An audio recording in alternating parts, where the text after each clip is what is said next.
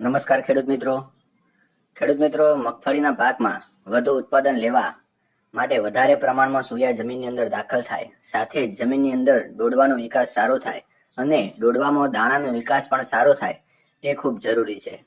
માટે ખેડૂત મિત્રો જ્યારે ડોડવાના વિકાસની અવસ્થા હોય અને ડોડવાની અંદર દાણા ભરાવાની અવસ્થા હોય ત્યારે મગફળીના પાકને કેલ્શિયમ તત્વ અને સલ્ફર તત્વની જરૂરિયાત ઊભી થાય છે.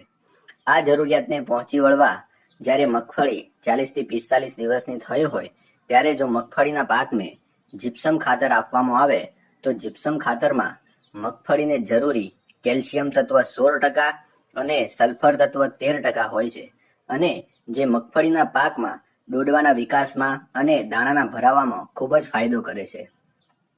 જીપ્સમનો અન્ય ફાયદાની આપણે વાત કરીએ તો જમીનને પોચી અને ફળદ્રુપ બનાવે છે, જેથી સોયા ઝડપથી જમીનની અંદર દાખલ થાય છે. સાથે જમીનનું જે પીએચ હોય છે તેનું પ્રમાણ વધારે હોય તો તેને પણ પીએચને મધ્યમ કરે છે. મગફળીના પાકમાં આપેલા રાસાયણિક ખાતરોની કાર્યક્ષમતામાં પણ વધારો કરે છે અને પાકની ગુણવત્તા અને ઉત્પાદનમાં વધારો કરે છે. માટે ખેડૂત મિત્રો મગફળીના પાકમાં વધુ ઉત્પાદન લેવા માટે મગફળીમાં જીપ્સમ આપવું ખૂબ જ જરૂરી છે.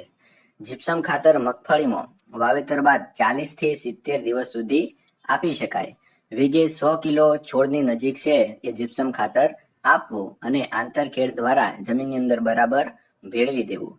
ખેડૂત મિત્રો આંતરખેડ દરમિયાન બેસતા સોયાને ખલેલ પહોંચે નહીં તે ખાસ ધ્યાન રાખવું. તો ખેડૂત મિત્રો આ પ્રમાણે મગફળીમાં જીપ્સમ જે ખાતર છે તેનો ઉપયોગ કરો અને ઉત્પાદન વધુ મેળવો. ખેડૂત મિત્રો આ માહિતી તમને ઉપયોગી લાગી હોય તો આ વિડીયોને લાઈક કરો, આ ચેનલને તમે સબસ્ક્રાઇબ કરો અને આ વિડીયો બીજા ખેડૂત ભાઈઓને પણ મોકલો. સૌનો ખૂબ ખૂબ આભાર.